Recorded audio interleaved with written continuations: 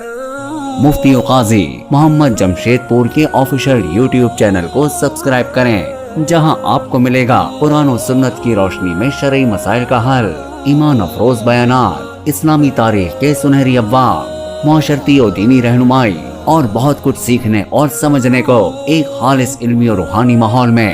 Subscribe کریں، bell icon دبائیں اور دین کی روشنی سے اپنے دل و دماغ کو منور کریں۔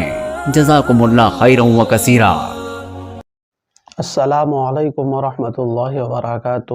آج میں آپ کو بتاؤں گا کہ وتر کی نماز کیسے پڑھی جاتی ہے، وتر میں کتنی رکعتیں ہوتی ہیں، دعائے قنوت کب پڑھی جاتی ہے۔ خواتین عام طور پر وتر میں غلطی کرتی ہے اور شرم کے مارے پوچھنا بھی نہیں چاہتی ہے، تو آج میں خواتین کے وتر کا طریقہ بہت آسان ایزی کر کے بتاؤں گا۔ تھوڑی سی توجہ کی ضرورت ہے اور اس کلپ تمام بہنوں تک شیئر بھی کرنے کی کوشش کیجیے۔ سب سے پہلے یہ سمجھے، وتر میں 3 رکعتیں ہوتی ہے ایک سلام کے ساتھ، 3 رکعتیں پڑھی جاتی ہے۔ اب بات آتی ہے وتر کی نیت کیسے کرے۔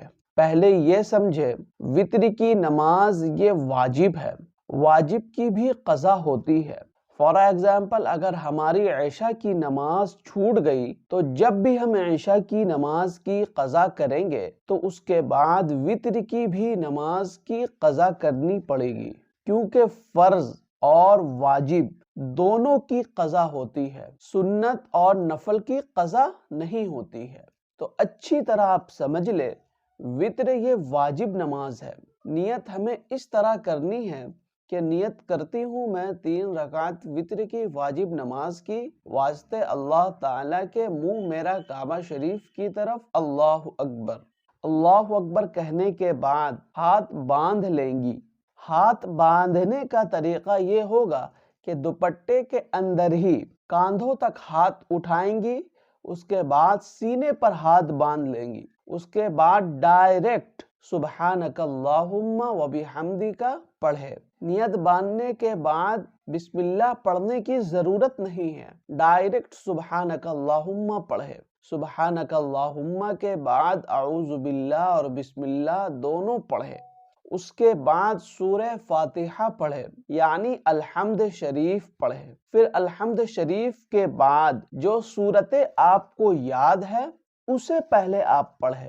اس کے بعد رکوع میں چلے جائیں گی، پھر رکوع سے اٹھیں گی، پھر سجدے میں چلے جائیں گی، پھر سجدے سے اٹھے، پھر دوسرے سجدے کے لیے چلی جائیں گی، پھر اس کے بعد کھڑی ہو جائیں گی۔ کھڑے ہونے کے بعد دوبارہ اعوذ باللہ پڑھنے کی ضرورت نہیں ہے، صرف بسم اللہ پڑھے، اور بسم اللہ پڑھنے کے بعد الحمد شریف پڑھے۔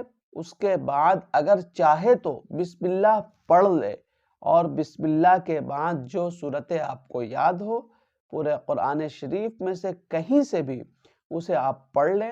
اس کے بعد پھر رکوع کرے، رکوع سے اٹھے، پھر سجدہ کرے، پھر اٹھے، پھر دوسرے سجدہ کے لیے جائے، اس کے بعد بیٹھ جائے، التحیات پڑھنے کے بعد کھڑی ہو جائے، پھر بسم اللہ پڑھے، بسم اللہ کے بعد الحمد شریف پڑھے، الحمد شریف کے بعد بسم اللہ پڑھے اور کوئی سورت ملا لے۔ اب یہاں پر یہ ہمیں دھیان رکھنا ہے کہ لاسٹ والی 3 رکعت میں الحمد شریف اور سورت ملانے کے بعد رکوع نہیں کرنا ہے، بلکہ اللہ اکبر کہتے ہوئے ہاتھوں کو کاندھوں تک اٹھانا ہے۔ دوپٹے کے اندر ہی سے ہاتھ باندھ لے۔ ہاتھوں کو باندھنے کے بعد اب پوری دعائے قنوت پڑھنی ہے۔